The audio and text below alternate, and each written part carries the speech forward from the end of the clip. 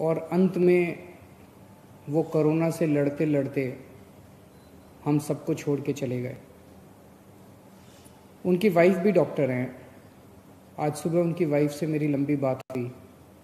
उनकी वाइफ को भी कोरोना हो गया था, लेकिन उनकी वाइफ कोरोना से बाहर निकल आई हैं और वो अब स्वस्थ हैं। हम सब प्रार्थना करते हैं कि डॉक्टर असीम गुप्ता की आत्मा को भगवान अपने चरणों में जगह दे। ऐसे लोगों की वजह से ही आज हम लोग कोरोना से लड़ पा रहे हैं। डॉक्टर असीम गुप्ता हम सब लोगों के लिए बहुत बड़ी प्रेरणा हैं और हम सब दिल्ली वासी और देशवासी उनकी इस सेवा को नमन करते हैं। दिल्ली सरकार उनके सम्मान में उनके परिवार को 1 करोड़ रुपए की सम्मान राशि देगी। उनकी जान की कोई कीमत नहीं है। ऐसे लोग देश की, इंसान की सेवा करते करते हंसते हंसते छोड़ के चले जाते हैं, लेकिन उनके जाने के बाद ये एक छोटी सी राशि है जो देश की तरफ से, लोगों की तरफ से, दिल्ली के लोगों की तरफ से उनके परिवार को दी जाएगी।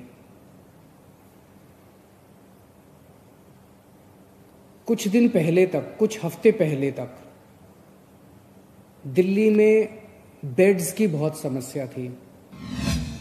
लोग अस्पतालों के दर दर की ठोकरें खाते थे। अगर कोई घर में कोरोना से बीमार हो जाए तो एक अस्पताल से दूसरे अस्पताल, दूसरे से तीसरे अस्पताल, जिस अस्पताल में जाते थे सुनने को मिलता था कि बेड भरे हुए हैं, बेड भरे हुए हैं, बेड खाली नहीं है। मेरे पास बहुत फ़ोन आते थे। रात रात भर में जाग के लोगों के लिए अलग अलग अस्पतालों में बेड्स का इंतजाम करता था। पिछले 1 महीने में हम लोगों ने कई कदम उठाए, जिसकी वजह से आज दिल्ली में बेड्स की कमी नहीं है। पर्याप्त मात्रा में बेड्स हैं। 13,500 अभी बेड्स हैं कोरोना के, और उनमें से केवल 6,000 भरे हुए हैं, 7,500 खाली हैं। तो बेड्स की कमी नहीं है। लेकिन पिछले कुछ दिनों से मैं देख रहा हूं प्लाज्मा को लेके काफ़ी अफरा तफरी मची हुई है। अब मेरे पास खूब फ़ोन आ रहे हैं लोगों के। लोग कहते हैं जी हमारे फलाना मरीज बीमार है, उसको प्लाज्मा दिलवा दीजिए, इसको प्लाज्मा दिलवा दीजिए। और लोग दर दर की ठोकरें खा रहे हैं। बहुत ज़्यादा अफरा तफरी मची हुई है।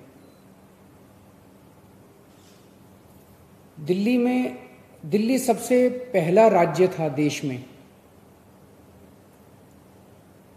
आप लोगों को याद होगा, लगभग 2-2.5 महीने पहले मैंने बताया था कि हम लोग प्लाज्मा थेरेपी का ट्रायल कर रहे हैं।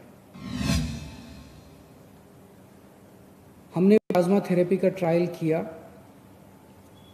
29 मरीजों के ऊपर किया।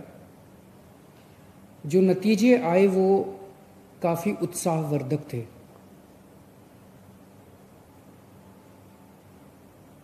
कोरोना में 2 चीज़ें होती हैं मरीज को। एक तो उसका ऑक्सीजन का लेवल कम हो जाता है।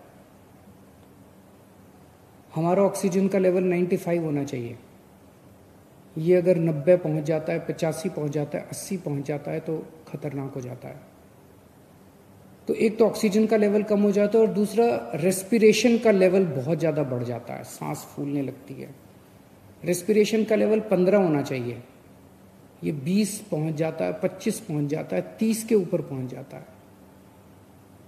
ये देखने में आया कि अगर प्लाज्मा दे दिया जाए तो ऑक्सीजन के लेवल में भी अच्छी बढ़ोतरी होती है और रेस्पिरेशन का लेवल भी गिर जाता है, कम हो जाता है। तो 29 पेशेंट्स को हमने दिया, उसके अच्छे नतीजे आए। उसे हमने केंद्र सरकार को सौंपा और उसके आधार पे केंद्र सरकार ने दिल्ली सरकार के अस्पतालों में भी और कई प्राइवेट अस्पतालों में भी प्लाज्मा थेरेपी करने की इजाज़त दी। अब प्लाज्मा थेरेपी की तो इजाज़त मिल गई, लेकिन प्लाज्मा कहाँ से आए? प्लाज्मा वो लोग दे सकते हैं जो अभी कोरोना जिनको हुआ और वो ठीक हो गए। जिन्हें कोरोना हुआ और वो ठीक हो गए, उनके खून के अंदर एंटीबॉडीज़ बनती हैं जो उन्हें कोरोना से बचाती हैं। अगर उनके खून से प्लाज्मा निकाल के कोरोना के मरीज को दे दिया जाए तो कोरोना का मरीज जल्दी ठीक हो जाता है, उसके शरीर में भी एंटीबॉडीज़ बननी चालू हो जाती हैं। तो इस टाइम लोग प्लाज्मा लेने के लिए दर दर की ठोकरें खा रहे हैं। इसीलिए दिल्ली सरकार ने तय किया है कि हम दिल्ली में प्लाज्मा बैंक बनाएंगे। ये अपनी तरह का पहला प्लाज्मा बैंक होगा कोरोना के मरीजों का इलाज करने के लिए। देश भर में ये शायद पहला प्लाज्मा बैंक होगा। हम ये नहीं कह रहे कि केवल सरकार प्लाज्मा ले पाएगी और अगर कोई प्लाज्मा डोनेट करना चाहे तो कोई और नहीं ले सकता, हम ये नहीं कह रहे। अगर कोई फैमिली है, उन्हें प्लाज्मा चाहिए, उनका दूसरा कोई रिश्तेदार है, वो कोरोना से ठीक हुआ, वो दे रहा है, तो ले लें, हमें कोई दिक्कत नहीं है। जो हमारा मकसद है, जो अभी एफर्ट्स चल रहे हैं उसको और मजबूत करना, उसको कमज़ोर करना नहीं है। तो हम प्लाज्मा बैंक बनाएंगे, दिल्ली सरकार प्लाज्मा बैंक बनाएगी। इसकी जो भी औपचारिकताएं हैं वो पूरी कर ली गई हैं पिछले 2-3 दिन में।